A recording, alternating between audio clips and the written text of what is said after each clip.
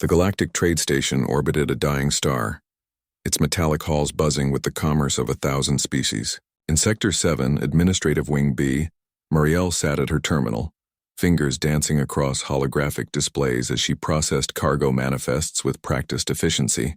To any observer, she appeared to be just another human contractor. Unremarkable, focused, professional. Beneath her desk, however, 3 Vecthari cubs lay in a tangled heap of fur and claws, snoring peacefully. The Vecthari were apex predators from a high-gravity world, each cub already massing 40 kilograms of muscle and natural weaponry. Their species had joined the Galactic Council only 2 cycles ago, and their reputation preceded them: aggressive, territorial, and utterly incompatible with most other sentient life. Adult Vecthari served as mercenaries, enforcers, and shock troops. Their young were considered even more dangerous: feral, uncontrollable, prone to violence. Mariel had found them in a maintenance shaft 3 weeks ago, abandoned after their mother had been killed in a station brawl. She'd done what any reasonable human would do. She'd taken them in. Mariel. Her supervisor's voice crackled through her comm. Security's on their way to your station. Something about unauthorized life forms? She glanced down at Trick, the largest cub whose thunderous snoring had probably registered on the station's vibration sensors.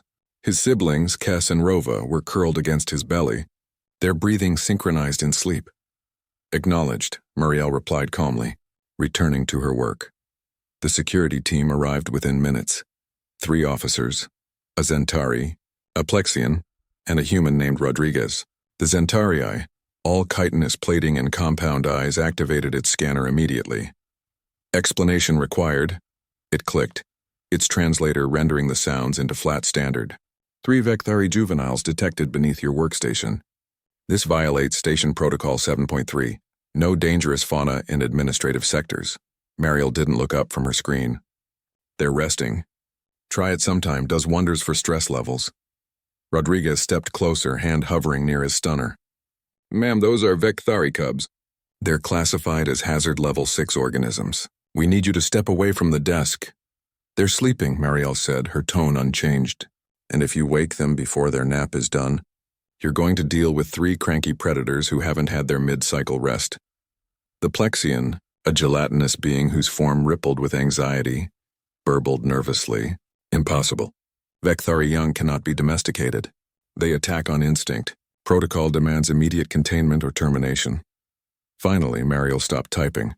She swiveled in her chair and fixed the security team with a look that had made corporate executives back on Earth reconsider their decisions.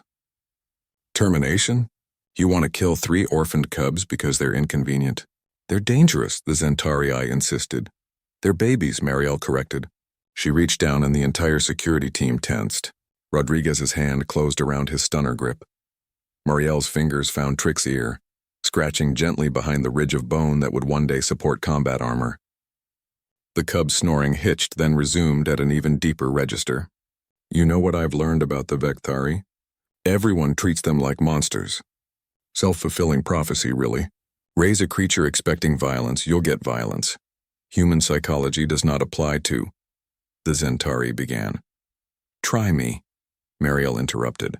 Kes, honey, come say hello. The smallest cub stirred, blinking luminous yellow eyes. For a moment, the security team saw what everyone saw in Vecthari young. The retractable claws, the double row of teeth, the predatory focus that evolution had honed for 10 million years. Then Kes yawned, stumbled out from under the desk and headbutted Mariel's knee affectionately, before sitting on her foot. Rodriguez lowered his stunner slightly. How? Routine, Mariel said simply. Consistency. And actually treating them like they're intelligent beings, not weapons. Trick needs 12 hours of sleep per cycle or he gets bitey. Rova won't eat protein paste unless it's warmed to exactly 37 degrees. Kes has nightmares about whatever happened to their mother, so she sleeps between her siblings where she feels safe. The Zentari's scanner beeped insistently. Biological readings indicate elevated cortisol levels in all 3 subjects. They are stressed. Your methods... They're stressed because you're here broadcasting threat pheromones and waving weapons around, Mariel snapped. Back off, calm down and watch. She stood, moving with deliberate slowness, and retrieved a container from her desk drawer. The scent of processed nutrients filled the air. Immediately, Trick's snoring stopped. One massive eye opened. "Nap time's over, buddy," Mariel said softly. "Security wants to meet you." Trick rose, unfolding to his full juvenile height, already reaching Mariel's hip. Rodriguez tensed again. The Plexian retreated 3 meters. The cub yawned, displaying enough teeth to haunt nightmares, then pressed his forehead against Mariel's stomach. She scratched under his jaw, and a sound like grinding gravel emerged from his chest. The Vekthari equivalent of a purr. "Impossible," the Zentari whispered. "Improbable," Mariel corrected. "There's a difference." She tossed a nutrient cube toward Rodriguez. "Here, offer it." Palm up, non-threatening posture. "He won't bite. I'm not—" "Do it, Rodriguez. Trust me." The human security officer looked at his alien colleagues, then at the 40-kilogram predator watching him with ancient eyes. Slowly, he crouched and extended his hand, the cube resting on his palm. Trick approached, sniffed, and delicately plucked the food from Rodriguez's hand. Then inexplicably, the cub sat and offered his paw. Rodriguez, operating on pure instinct, shook it. "Humans," the Zentari clicked, a note of something like wonder in its translated voice. "What you're doing, this bonding with an apex predator species, our xenobiologist said it was theoretically impossible." Mariel gathered Kess and Rova, who had also emerged from their nest. "Your xenobiologist never had a golden retriever or a cat, or raised anything with patience and respect." She met each security officer's gaze in turn. These cubs lost everything. They were scared, alone, and everyone wanted them dead. I gave them safety, routine, and care. That's not human exceptionalism. That's basic decency, the Plexian burbled thoughtfully. "The council will want to study this. The Vekthari have been difficult to integrate. If humans can bridge this gap—" "I'm not a science experiment," Mariel said firmly, "and neither are they. But if you want to learn, start by stopping the culling of dangerous cubs. Give them a chance." Rodriguez holstered his stunner completely. "Station commander's not going to believe this." "Then bring them here during tomorrow's nap time," Mariel suggested. "Fair warning. Trick snores like a freight engine, but the sound's actually quite soothing once you get used to it." The security team departed, leaving Mariel with her unusual charges.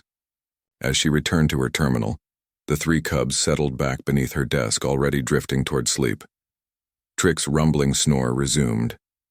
Mariel smiled and got back to work.